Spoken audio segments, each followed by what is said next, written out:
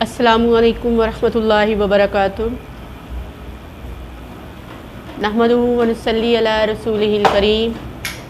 अम्मा बाद फ़अऊज़ु बिल्लाहि मिनश शैतानिर रजीम। बिस्मिल्लाहिर रहमानिर रहीम। रब्बि इश्रह ली सदरी व यस्सिर ली अमरी वहलुल उक़दतम मिन लिसानी यफ़क़हू क़ौली। रब्बि ज़िदनी इल्मा। आज से हम इंशाअल्लाह खतीजतुल कुबरा इस्लामिक सेंटर में ख़वातीन के ख़ास सवालात के जवाबात का आगाज़ कर रहे हैं। अल्लाह ताला से दुआ है कि अल्लाह ताला अमल करने वाला बनाए और कुरान व हदीस में सही हमारी रहनुमाई फरमाए।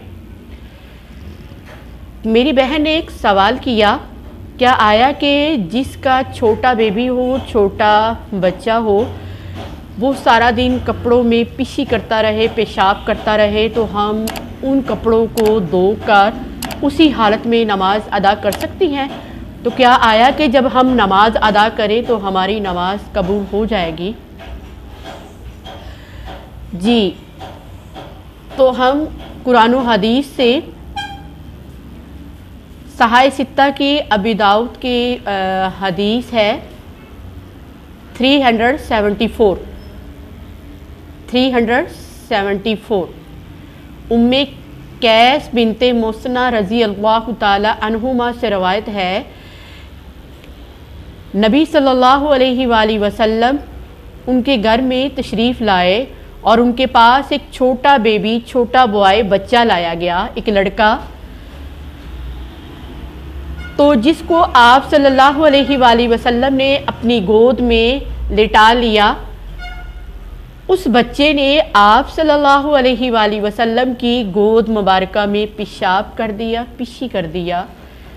आप सल्लल्लाहु अलैहि वसल्लम ने पानी का बर्तन मंगवाया, पानी मंगवाया और आप सल्लल्लाहु अलैहि वसल्लम ने पानी के छींटे अपने कपड़े पर मारे और उसी हालत में नमाज अदा कर ली।